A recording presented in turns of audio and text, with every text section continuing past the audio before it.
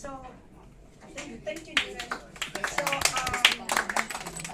because when I try to call the campaign office, and it's only on Wednesday morning after we have the place, it's really so hard for Chewy to come to many events.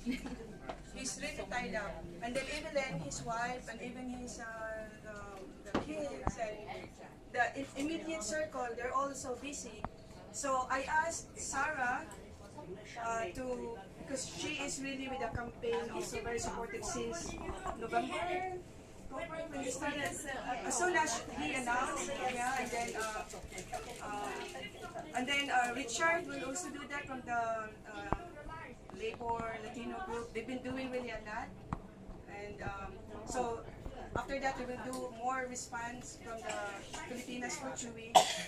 But before we get them to really push for those good things, everything about good things about Chewy, I just want to say something about the relationship of Chicago and the Philippines.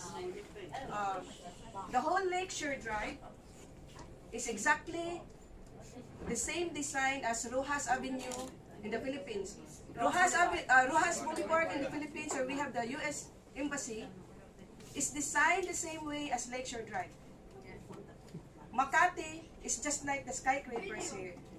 And you know why? It's because Burnham, the architect here in Chicago, is the same architect that we have in the Philippines when we were completely occupied in 1902. The Midwest is very close to the heart of the Filipino people. Our first teachers when the educational public system was established by the Americans, our first teachers were American soldiers. And most of them are from Midwest. Under Governor General Taft, when we were directly occupied, right after we fight against Spain, and then we fight for 5 years against the U.S. before we were directly occupied. And even at present, Chicago is very important to the Philippines. The one in Lasal, the Trade Mercantile Center, dictates the price of agricultural industry in the whole world. And yes, and that's Philippines being 75% out of 100 million Filipinos, we have 75% farmers or peasants. We are really, affected by the politics of Chicago.